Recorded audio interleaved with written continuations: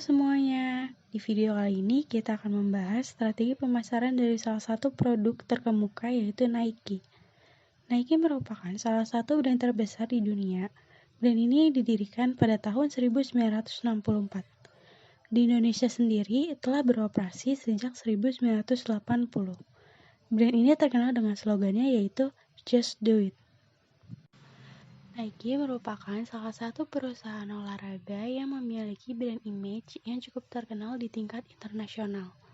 Nike telah banyak mensponsori klub sepak bola dunia seperti Barcelona, Manchester City, Juventus, bahkan tim nasional Indonesia merupakan sebagian kecil tim sepak bola yang disponsori oleh Nike. Salah satu produk andalan Nike adalah sepatu olahraga. Strategi bisnis terjitu yang dilakukan Nike untuk meningkatkan penjualan mereka adalah dengan berinvestasi besar-besaran ke pemasaran. Pemasaran dilakukan dengan berbagai cara, diantaranya dengan iklan dan sponsorship. Selain itu, strategi lain yang dilakukan oleh Nike untuk memperkenalkan produknya adalah dengan menggait salah satu bintang sepak bola dunia sebagai model untuk memasarkan produk mereka, seperti Cristiano Ronaldo dan Neymar Junior da Silva, merupakan bintang lapangan hijau yang digait sebagai model oleh Nike. Agar tetap bertahan, strategi bisnis Nike yang gak kalah penting adalah menomorsatukan kualitas setiap produk yang mereka ciptakan. Mereka berani menjamin produk yang diluncurkan berdaya tahan lama, sehingga wajar kalau harga setiap produknya terbilang mahal. Strategi pemasaran yang dilakukan oleh Nike yaitu strategi pemasaran holistik. Mengapa memakai pemasaran holistik? Karena pemasaran holistik menyadari bahwa segala hal berarti dalam pemasaran dan bahwa perspektif yang luas dan terintegrasi seringkali diperlukan. Yang pertama ada pemasaran hubungan. Nike menjalin kerjasama dengan para atlet yang populer, tim olahraga yang profesional, dan tim atlet perguruan tinggi. Selain itu, Nike juga memiliki perjanjian dengan berbagai tim sepak bola dunia seperti Manchester United, Barcelona, Arsenal, Juventus, dan lain-lain. Di mana melalui jaringan penjualan jersey official tim sepak bola, secara tidak langsung menjadi manajemen tim adalah mitra penjualan Nike yang saling menguntungkan. Yang kedua ada pemasaran terintegritas. Strategi pemasaran terintegritas Nike ditunjang dari jaringan distribusi yang hemat biaya dengan memiliki 715 pabrik yang tersebar di 44 negara dengan total pekerja hampir 1 juta orang untuk memenuhi permintaan produk Nike dan lebih dekat dengan pasar yang dituju. Yang ketiga ada pemasaran internal.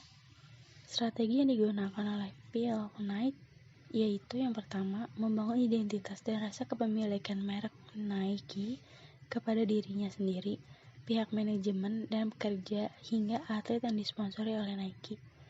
Yang kedua, menciptakan lingkungan kerja yang tampak seperti arena pertandingan di mana setiap individu dan tim didoktrin mentalitas sebagai pemenang yang akan mendapatkan skor dan reward dengan kerja keras dan kerjasama tim untuk mencapai kinerja yang terbaik.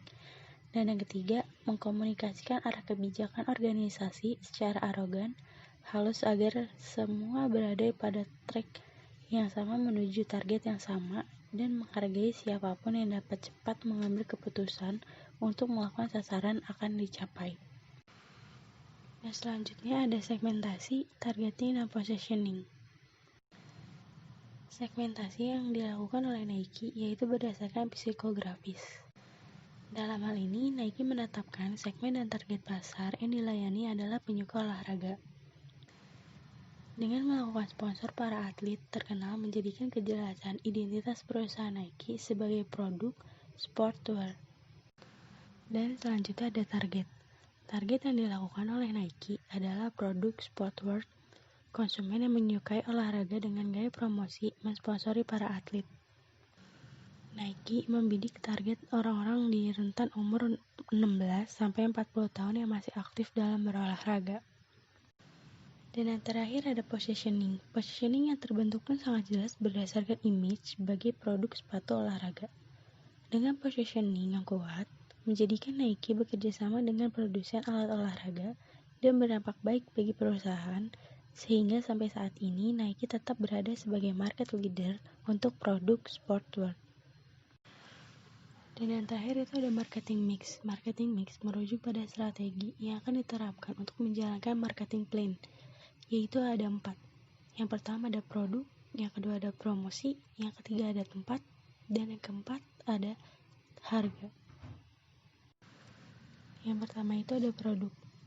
Nike terus melakukan pembaruan terhadap produk mereka. Produk terbaru yang dikeluarkan telah mendapat pembaruan dan peningkatan kualitas. Tingginya konsumen Nike juga membuat mereka ini selalu memastikan produk unggulan mereka terdistribusi melalui merek lain yang dimilikinya, seperti Converse atau Harley. Dan yang kedua itu ada promosi. Urusan distribusi atau promosi, Nike juga memiliki cara hebat. Yang pertama, Nike memiliki pintu penjualan melalui toko retail, online, dan platform e-commerce. Toko retail mengambil peran terbesar dalam penjualan produk Nike. Dan yang kedua itu, Nike melakukan promosi dengan endorsement. Sejumlah selebritis atau atlet papan atas digandeng Nike untuk meningkatkan citra mereka. Selain itu, Nike juga sering mengadakan diskon produk. Dan yang ketiga itu ada tempat. Dalam memasarkan produknya, Nike membuka gerai di sejumlah pusat perbelanjaan. Tidak hanya itu, Nike juga menjual produknya secara online, sehingga dapat menjangkau banyak medium, apalagi di masa COVID seperti ini yang mengharuskan kita diam di rumah saja. Dan yang terakhir itu ada harga. Nike memasang harga kompetitif dengan merek pesaingnya. Harga yang dibanderol Nike berdasarkan target pasar mereka, yaitu premium segment. Itu dia strategi pemasaran dari Nike yang bisa diterapkan dalam rangka mencapai target tertentu bagi perusahaan. Sekian dan terima kasih sudah menonton video ini ya.